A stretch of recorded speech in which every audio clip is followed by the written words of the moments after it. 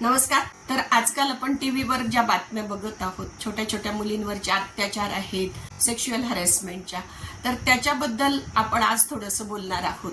कारण आपण सगळे पालक जे आहोत ते सगळे घाबरलेले आहेत आणि आपल्या छोट्या छोट्या मुली, इवन आपल्या जरी नसल्या तरी सुद्धा शेजारच्या मुली आहेत किंवा आपल्याला एक सेन्सिटिव्हिटी म्हणतो ना आपण, तर तसं आपल्याला होतं आहे की काय करू मी आता, माझ्या हातात काही राहिलेलं नाही. म्हणजे बऱ्याचशा महिला तर म्हणता आहेत आम्हाला रात्री झोप लागत नाही किंवा झोपेत सारखे ते छोट्या मुलींचे चेहरे आमच्या समोर येत आहेत आणि ते किती निरागस बाळ आहे आणि त्याच्यावर अत्याचार झाला, अशा प्रकारचं महिला काही सांगता आहेत आणि त्या खूप सध्या टेन्शनमध्ये आहेत असं जाणवतं आहे.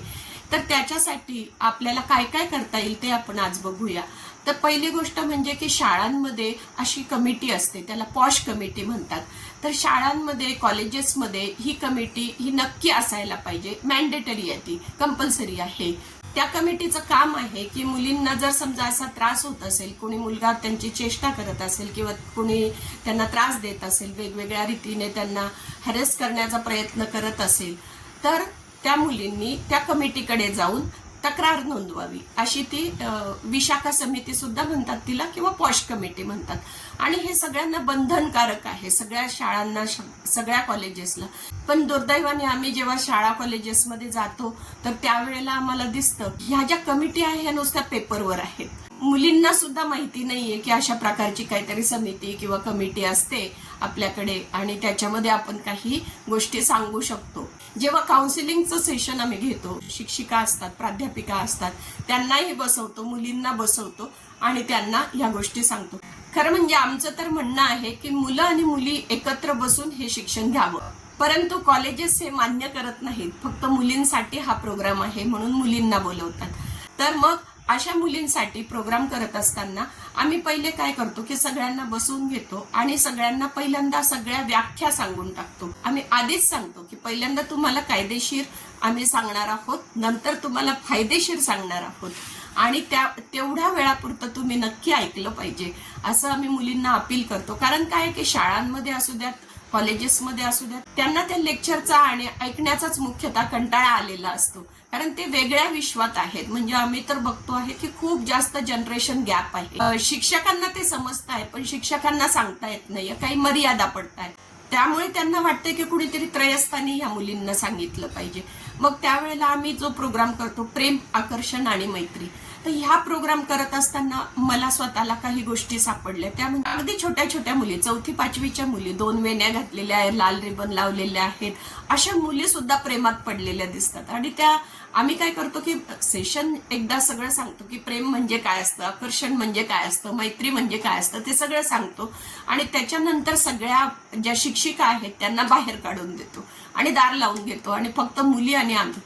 एकदा का शिक्षिका बाहेर गेल्या की मुली पटापट बोलायला लागतात, कारण तोपर्यंत सेशन ऐकलेलं असतं त्यांनी. आणि बऱ्याच वेळेला काय आहे की शिक्षिका जर त्यातल्या प्रशिक्षित नसतील तर त्यांना सुद्धा समजत नाही हो की काय सांगावं ह्या मुलींना, कसं सांगावं, कोणते शब्द वापरावे. तर त्यामुळे त्यांनी सुद्धा अभ्यास करणं गरजेचं आहे किंवा आमच्यासारखे येऊन त्यांचं ऑनलाईन सेशन सुद्धा घेऊ शकतात. हल्ली ती एक फॅसिलिटी आहे. तर तसे ट्रेनर आपण तयार करू शकतो. आणि मग ह्या मुलींना ज्या वेळेला आपण सांगतो त्यावेळेला त्या मुली जवळ येतात आणि सांगतात की माझा असा असा मित्र आहे, माझा असा असा फियांसी आहे. आणि विशेष म्हणजे छोट्या छोट्या गावातल्या ह्या मुली आहेत, छोट्या छोट्या वाड्या वस्त्यांवरच्या ह्या मुली आहेत आणि शाळेमध्ये त्यांची अशी प्रेम प्रकरणं त्या म्हणता आहेत, परंतु त्या आकर्षणात अडकलेल्या मुली आहेत. आता ही जी मुलं आहेत, बरं त्यांचा हिरो कितवीला आहे तर 8वीला आहे, 9वीला आहे, 10वीला आहे.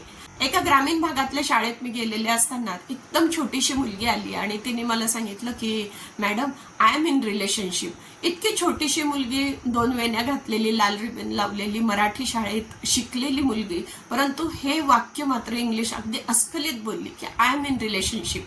त्यावेळेला न हसता, न काही प्रतिक्रिया फारशी देता आम्हाला काउन्सिलर म्हणून ऐकून घ्यावं लागतं की मुलं काय बोलत आहेत. आणि मग एक एक एक एक मुलगी यायला सुरुवात झाली आणि त्यांनी त्यांच्या गोष्टी सांगायला सुरुवात केली. ती म्हणते की मी प्रेमात आहे, मग तुला कसं कळलं की मी प्रेमात आहे? मग तुम्ही आता सांगितलं तर मला आता वाटायला लागलंय की मी प्रेमात नाहीये, मी आकर्षणामध्ये आहे. म्हणजे एकीने तर सांगितलं की आता पुढच्या वर्षी आम्ही लग्न करणार आहोत, एकीला मोबाईल गिफ्ट दिलेला होता मुलाने. खूप गोष्टी शाळेमध्ये सुद्धा चालू आहे, माध्यमिक विद्यालयात चालू आहेत. तर त्याच्यामुळे ह्या गोष्टींकडेही लक्ष देणं गरजेचं आहे. तर असे सेशन शाळांमधून घेतले पाहिजे, त्यांना सांगितलं पाहिजे आणि नंतर मुली तयार होतात बरं का. बरं, हे सेशन घेताना खूप असा विद्वान व्यक्ती पाहिजे असं नाही, अभ्यासू व्यक्ती पाहिजे, परंतु त्यांचे बोलण्याची जी स्किल आहेत, म्हणजे संवाद कौशल्य ज्याला आपण म्हणतो, की त्यांनी मुलांशी संवाद त्यांच्या भाषेत केला पाहिजे. तुमची बुद्धिमत्ता खूप जरी असेल आणि तुम्ही भारी भारी शब्द वापरायला लागलात, त्या मुलींना आधीच इंटरेस्ट नसतो आणि मग त्यांना असं वाटतं की हे जे आहे हे असंच भाषण आहे काहीतरी, आणि मग त्या लक्ष देत नाहीत आणि त्यांच्या डोक्यात भन्नाट विचार सुरू होऊन जातात. त्यामुळे ऐकण्याची कॅपॅसिटी पण एकतर मुलींची कमी झालेली आहे. त्याच्यामध्ये तुम्हाला थोडेसे जोक करून, थोड्याशा गोष्टी वेगवेगळ्या सांगून, त्यांच्याशी रिलेट होतील अशा गोष्टी सांगून, तर तसं आपल्याला काउन्सिलिंग करावं लागतं. आणि बऱ्याचशा शाळांमधून आम्ही जेव्हा जातो त्यावेळेला मला स्वतःला जाणवलं आहे की हे सेशन झाल्यानंतर आम्ही परत त्यांचा फीडबॅक घेतो, नंतर परत महिन्यानी त्यांना विचारतो, परत दुसऱ्या महिन्यात सुद्धा आम्ही त्यांना विचारतो. तर असं केल्यानंतर आमच्या लक्षात येतं की ह्या मुली ज्या आहेत, ज्या आकर्षणात सध्या अडकलेल्या आहेत, तर त्या सांगायला लागतात की मॅडम हो, आम्हाला आता समजलेलं आहे आणि आता आम्ही अभ्यासाला लागलेलो आहे. किंवा शाळेतले शिक्षक सुद्धा सांगतात त्यामध्ये फरक पडलेला आहे मुलींच्या, किंवा त्यांचं मधल्या सुट्टीत भेटणं आहे, मुलं मुली एकत्र येणं ते कमी झालेलं आहे. असं बराचसा इम्पॅक्टफुल काम आपण करू. अशी खूप मोठी फौज लागणार आहे, कारण ह्या सगळ्याच मुलांच्या डोक्यात खूप वेगवेगळे विषय ह्या संदर्भातले आहेत आणि चुकीचे कन्सेप्ट आहेत त्यांच्या. परंतु त्या वयामध्ये, ज्याला आपण किशोरवयीन अवस्था म्हणतो आहे, त्या अवस्थेत त्यांना समजत नाहीये. आता मला एका शाळेमध्ये बोलवलं होतं, तर त्या ठिकाणी तर 10वी इयत्तेतल्या सगळ्याच मुली रिलेशनशिप मध्ये होत्या आणि एकच मुलगी फक्त, तिला बॉयफ्रेंड नव्हता आणि ती खूप डिप्रेशन मध्ये असायची. तर तिला आम्ही बोलवलं, तर खूप हुशार मुलगी होती दिसायला. ती म्हणाली की मी सुंदर नाहीये आणि म्हणून मला बॉयफ्रेंड नाहीये, त्याच्यामुळे मला टेन्शन येतं. पण बॉयफ्रेंड नसणं ही एक चांगली गोष्ट आहे ना, तिला सांगितलं आम्ही. तर त्यावेळेला ती म्हणाली नाही, या सगळ्या मुली ज्या आहेत त्या मधल्या सुट्टीमध्ये जातात. आणि मग ते कन्व्हिन्स करण्यासाठी एक मैत्रीण तिची आली आणि म्हटली, मॅडम मी तिला सांगितलं की don't worry, I am here for you.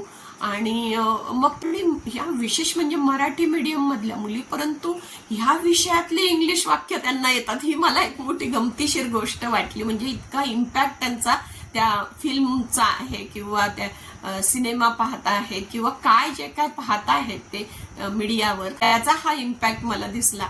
मग त्या मुलींना समजून सांगितलं तर त्यांची टक्केवारी सुद्धा वाढलेली आपल्याला दिसते आहे. त्याच्यामुळे आमचं असं आव्हान आम्ही करतो आहे की जितके कोण सोशल फील्डमध्ये असतील किंवा तुम्हाला बोलण्याचं कौशल्य असेल, तर तुम्ही ह्या विषयांचा अभ्यास करा, किंवा ऑनलाईन सेशन पण आपण घेऊ शकतो. अशा प्रकारचे ट्रेनर आपण बनवूया.